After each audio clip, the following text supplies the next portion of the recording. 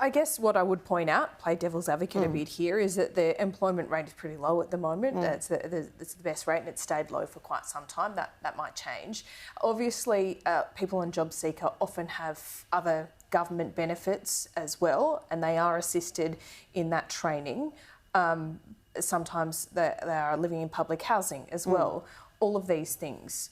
So 40% is a lot for any budget, and that goes in perpetuity now. And while the unemployment rate is low now, it might not be in the future. So are you saying it should be 40%? And if so, something's got to give, right? What should be cut to pay for it? Look, the 40%, I'm not across the details as to how they came to that number. Yeah. All I know is that the current rate that people are being given is below the poverty level. So we do need to raise it so that people can actually move ahead. In line with inflation. Perhaps in line with inflation. But Laura, I think the other point you make, and this is something I find just as an everyday Australian really confusing. We have all these different types of payments that we offer to people, but frequently they're being offered as a way to disguise another need. So, for example, you look at single mothers, so a single mother who has a child over the age of 8 loses single mother payments and gets moved to JobSeeker. The argument could be made, does she really fit into a JobSeeker category? Or is she actually still a primary carer and therefore should be receiving that other form of social support that we have? So frequently, I think, where the conversation that is really important gets lost around these points is that we get drawn into debating and arguing one particular element of it, when what's actually required is the holistic review of what social supports are out there at the moment and who gets access to them. Wide-scale tax reform. Wide-scale tax reform is essentially what we need. What is affordable? Has it blown out? What about the NDIS? This question without notice.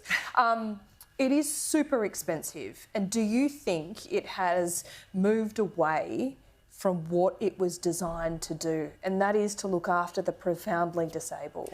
I think with the NDIS, what we have here is a system that was introduced under one form of government, and I believe it was introduced with all of the best intentions. And then for a period of time, it's become whatever it's become. We've seen this unwielding. It is unwielding. And we have seen this government immediately prioritise a review of it. What I would say is that I am quite heartened by the fact, we had heard murmurs that the government was going to look to roll out the model that is NDIS across other areas of community support. So aged care, provision of home services for our elderly. To my mind, it would be crazy to roll the model that is NDIS into any other part of our society until we know we've got the model that is NDIS right. And that's what I believe this government is currently looking at. In its current form, it's not sustainable. We have to work out what's not working there and how we make it more sustainable going forward, particularly if we want it to be the roadmap for reform in other areas. So you've obviously had discussions with the government in the lead up to the budget. Did you have a wish list? Do you have requests? What's number one on that list? Look, for me, it actually is housing. We have. What do you make of the Greens then today? Well, it's disappointing. The housing affordability future fund. To me, the housing affordability future fund may not be perfect, but it's a start.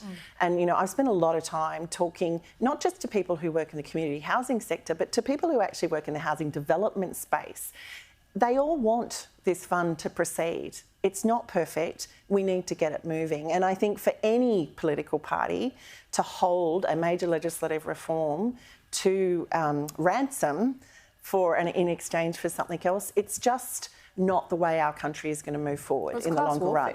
Isn't it? Well, saying, tax breaks like negative gearing needs to be scrapped altogether. I mean, the Labor government would be very aware that they tried this once and lost an election. There is no doubt we need to have a conversation in this country about our overarching tax system. We have an over-reliance on taxing individuals at the moment, and arguably we tax the wrong things. The more someone works or the more they earn, the more they get taxed, and surely that's got to be a disincentive for working harder in the long run. So that's your argument to keep stage 3 tax cuts? I absolutely believe we need to keep stage 3 tax cuts. This is the final stage of what has been a rolling reform over 5 years.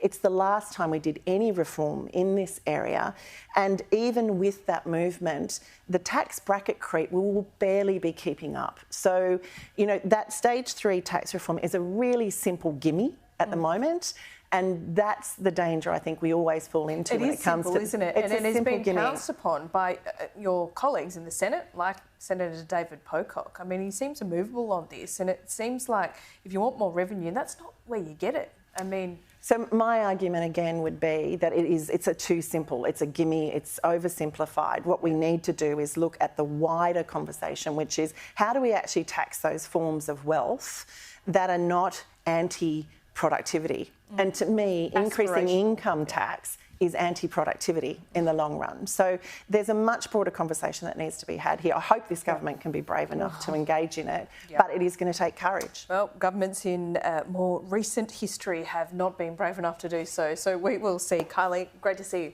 Great to see you.